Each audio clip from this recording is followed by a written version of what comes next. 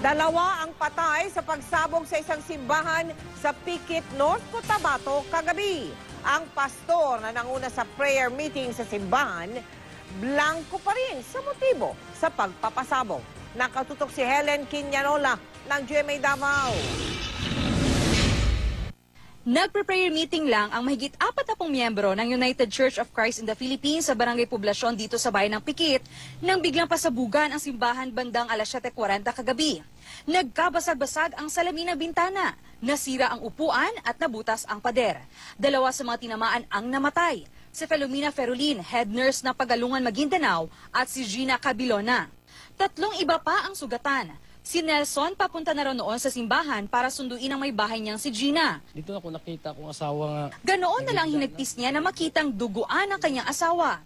Ayon sa pulisya, galing sa isang grenade launcher ang sumabog na granada dahil may na-recover sa crime scene na 40mm grenade at fire cartridge ng grenade launcher. Hindi pa raw maisa sa publiko ng mga otoridad ang iba pang nakuha nilang impormasyon na hinggil sa insidente habang patuloy ang investigasyon. Ayon kay Pastor Jerry Sanchez na nangunguna kagabi sa prayer meeting, So far, ma'am, wala tay nadawat. wala siyang alam na posibleng maging motibo sa pagpapasabog. Magbibigay naman daw ng tulong ang simbahan sa mga biktima at mga kaanak nila.